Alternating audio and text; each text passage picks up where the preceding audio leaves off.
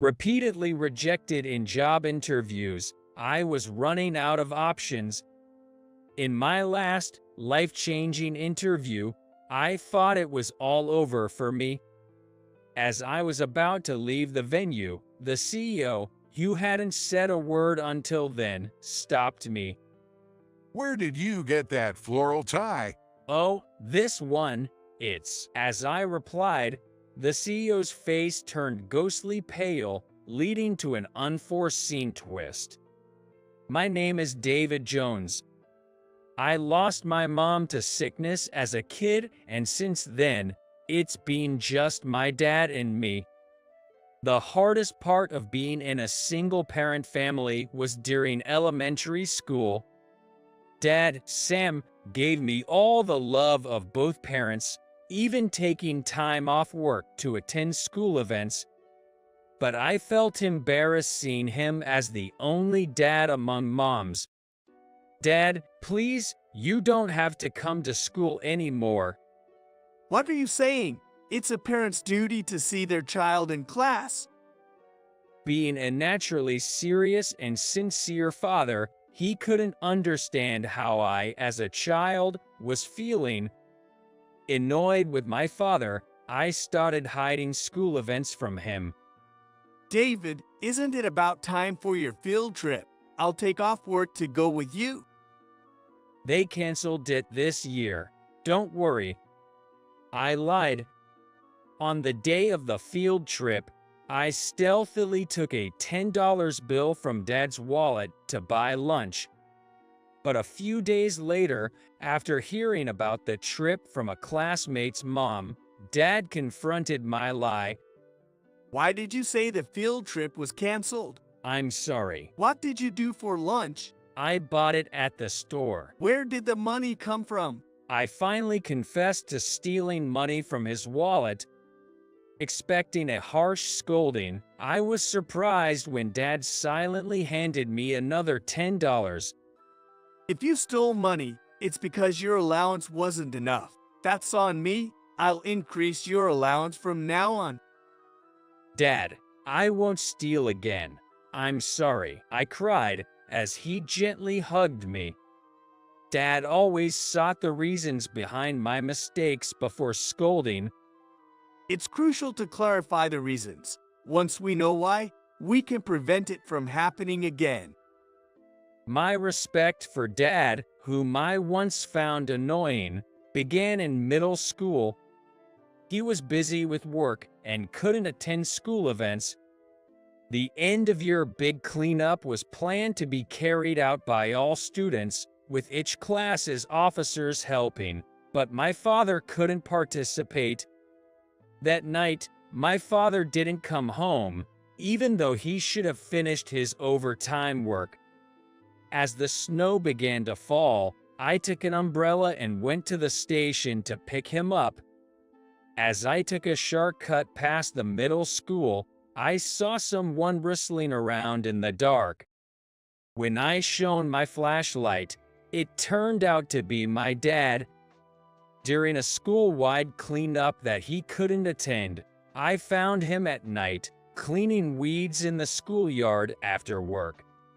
Seeing my dad diligently fulfilling his duty amidst the falling snow, my heart was overwhelmed with emotion. "Dad, you'll catch a cold." Hey, David, I'll be done soon. I held an umbrella over my father as he knelt down, pulling weeds.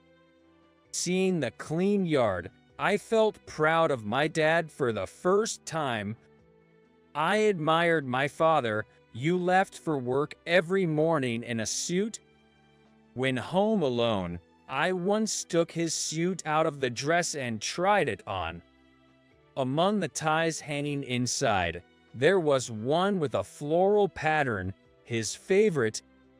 I once asked my dad, who was wearing a floral tie, as he looked in the mirror.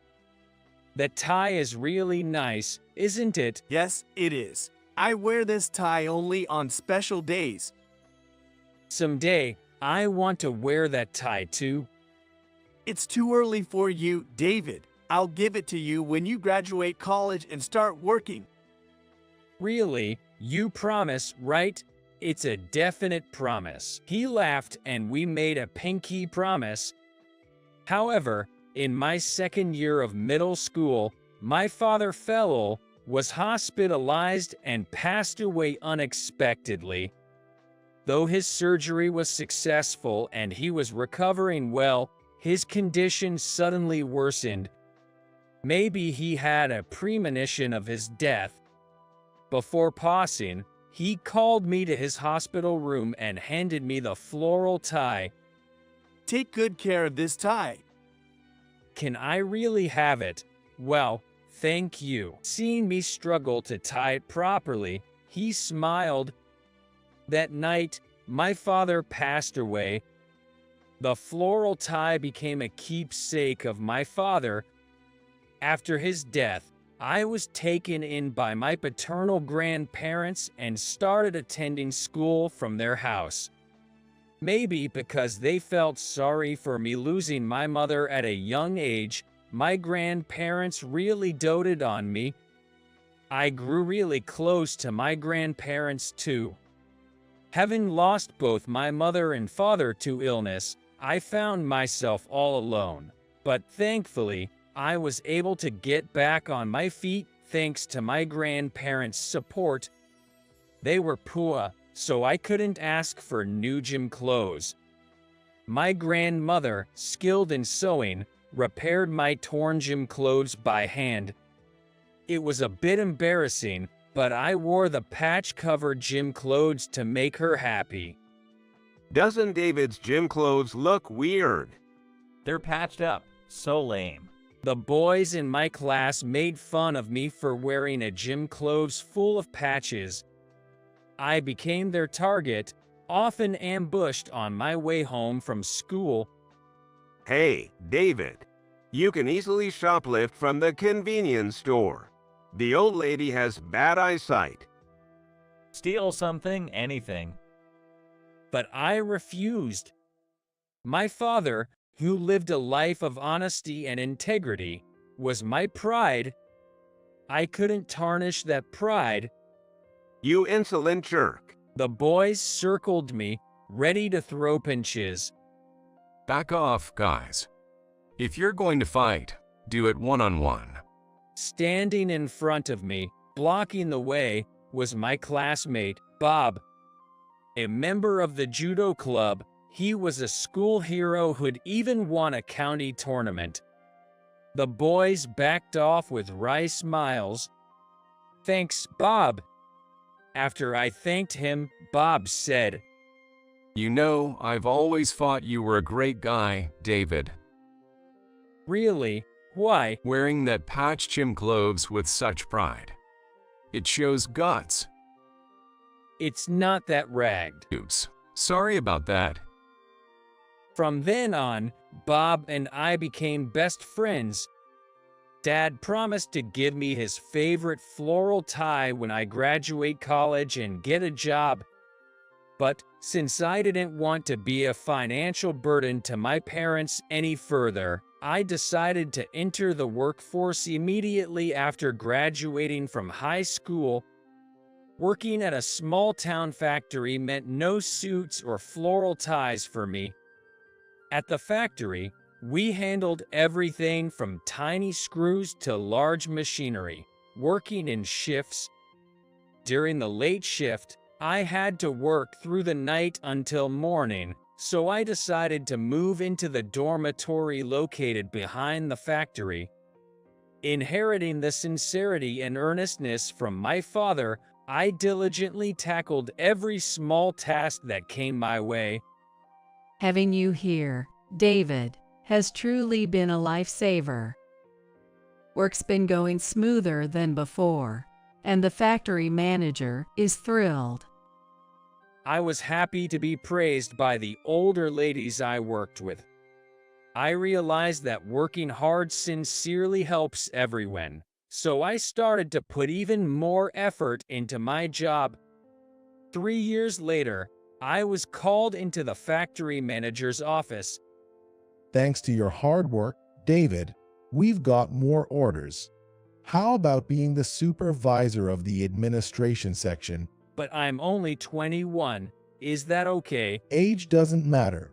In the real world, it's all about skills.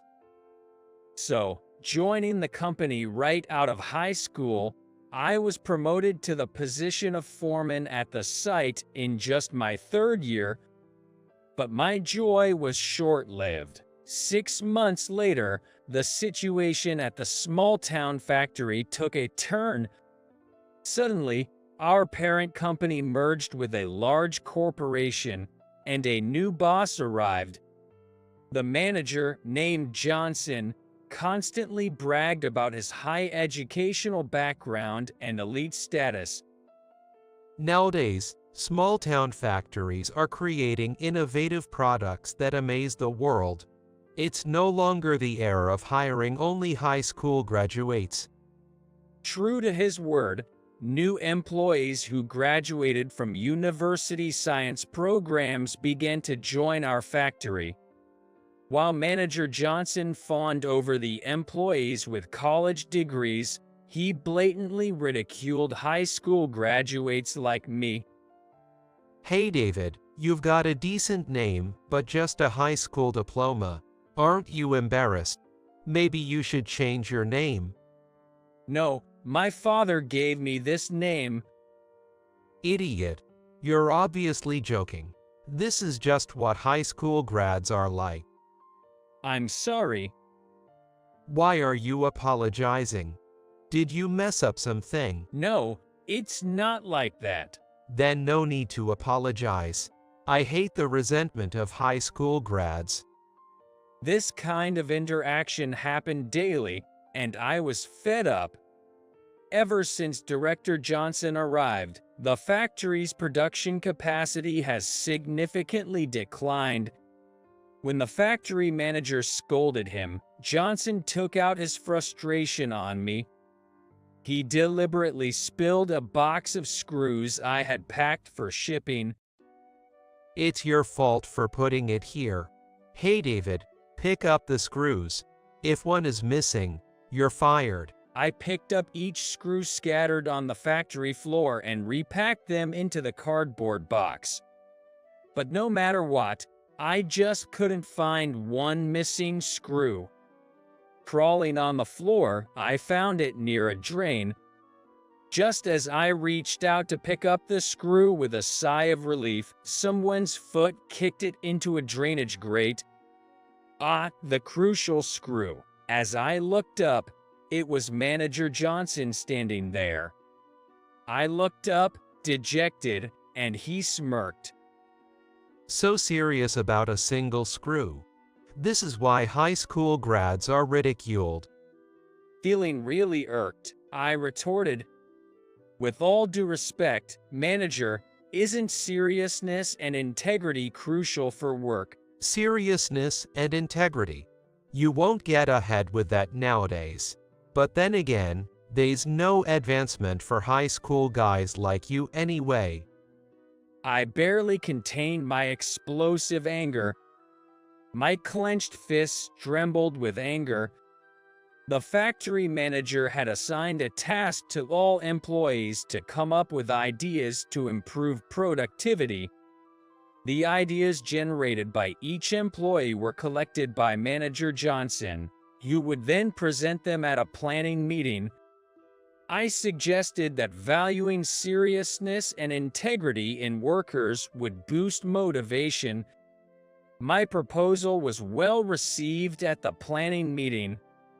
However, Manager Johnson claimed my idea as his own, presenting it as if he had thought of it. Seriousness and integrity. Quite a catchy phrase. If we instill this in all employees, productivity will surely increase. Typical of a college graduate. Well done, Manager Johnson. Thus, my idea was credited to Johnson. Fearing I might expose him, he used a minor mistake as an excuse to try to transfer me to a remote factory. David, go train in the countryside for a while. Is it because I'm an eyesore to you? What do you mean? If you're joking around, I'll fire you. Understood. I quit. I've had enough of working under a despicable man like you. I confronted Johnson and left the factory. Evicted from the dormitory, I had no choice but to return to my grandparents. They worried about my unemployment, a hard-working kid like you quitting your job. Are you feeling unwell? Don't worry, I'll find another job soon. Not wanting them to worry, I spent my days looking for work. However, finding a job was difficult. I later found out that the interviewer had called my previous workplace, the small town factory, to inquire about the reasons for my resignation. The person who answered the call was Johnson, my former boss. Thanks to being falsely maligned, I didn't get hired. Unaware of this sabotage, I was disheartened by my prolonged unemployment. Hey, isn't that you, David? Then one day, I ran into Bob, my old friend from middle school. Bob, is that you? It's been a while. What's wrong? You don't look too good. Well, actually, when I confessed I was having trouble finding a job, he patted my shoulder and smiled. Don't worry. My dad's friend just started a new factory, and they're looking for someone with factory experience. I'll introduce you. Really? That would be great. Thanks. Bob made a call right there and then, and a week later, I was set to go for an interview at this new factory. On the morning of the interview, I decided to wear my father's suit. Of course, wearing the floral tie. I never had the chance to wear a suit because I worked in the town factory right after graduating school. Seeing me in a suit for the first time, my grandmother sighed. From the back, you look just like your late father. It suits you well. This floral tie, it's nice, isn't it? It was my dad's favorite. Wearing the suit, I felt as if my father was with me, and I headed to the interview with confidence. In the waiting room, several other applicants were gathered. According to what I heard, only one person will be hired. Hearing that, even I couldn't help but feel nervous. When my name was called, I walked into a room where Mr. Smith, the president, and 3 HR staff were waiting. After introducing myself, the HR team bombarded me with questions. The hardest moment was explaining why I left my previous job. I was honest about the reasons. I thought to myself, they must have called my old factory and heard all sorts of things from Johnson. This might not work out. It was when I was feeling down and about to leave the room. Mr. Smith, the president, who hadn't said a word until then, stopped me. Where did you get that floral tie? It's a keepsake from my late father. Suddenly, Mr. Smith broke down in tears. Surprised, I just stood there. Through his tears, he asked, "Was your dad's name by any chance Sam?" "Yes, Sam, but how do you know that?" I was puzzled about why the president knew my father's name. Mr. Smith, wiping his tears, explained, That suit and tie were made by my mother for Sam. That floral pattern on the tie is quite unique, so I remember it well. According to Mr. Smith, the president, my dad, Sam, used to be his subordinate back in the day. Your dad was a sincere and honest man, someone I, as the president, could really respect. My mother was very fond of Sam.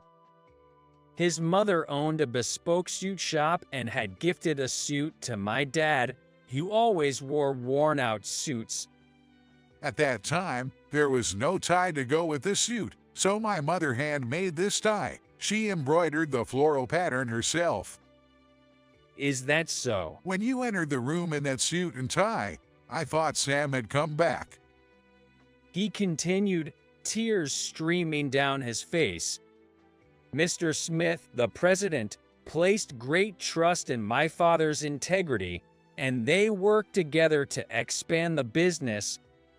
Sam really liked that tie. Whenever there was an important deal, he always wore that floral tie. It was his lucky tie for big occasions. Whenever he wore it, we secured contracts. After hearing this, Mr. Smith's mother was overjoyed, and the company thrived. However, one day, the president's mother fell seriously ill and had to be hospitalized. The president, deeply loving his mother, decided to step back from the business to dedicate himself to her care. Without Mr. Smith, my father lost his drive and left the company. After that, they never met again. I see. Sam passed away from an illness. I wish I could have met him at least once when he was alive. He always told me to live earnestly and sincerely, and before he passed away, he gave me this tie. Mr. Smith gently stroked the floral tie, his touch filled with reverence. I ended up working under Mr. Smith. Just like the team my dad and the president used to be, the floral tie became my lucky charm for crucial deals, leading each to success. As the new factory grew, I quickly rose to the position of factory manager. Even during important contract presentations, I wore the floral tie. In the meeting room, there was another company from a rival factory. It was at the factory I had resigned from before, and the one presenting was none other than Director Johnson. Johnson approached me and whispered softly in my ear, With just a high school education becoming a factory manager, your end is already in sight. You'd be better off running away with your tail between your legs. As usual, Johnson. When I easily dodged his remark, Johnson returned to his seat with a displeased expression, and then the presentation battle took place. In the end, I won the contract. Seemingly frustrated at losing to me, a high school graduate, Johnson grabbed my shirt, hurled insults at me, and then stormed off. His behavior led to his dismissal from the factory. This bad reputation quickly spread throughout the industry, and the factory's performance began to decline. Ultimately, a year later, the factory was closed. It was a case of poetic justice for the executives who failed to see the true nature of a person like Johnson. As the factory thrived, Mr. Smith's long-ailing mother recovered. I thought Sam had come to visit. She exclaimed, embracing me tearfully. Your father was a good and honest man. Keep working hard, just like him. Yes, I will live honestly and sincerely, in a way that would not bring shame to this tie. Grateful to Mr. Smith, his mother, and Bob, who introduced me to this opportunity, I vowed to continue living earnestly, honoring my father's memory,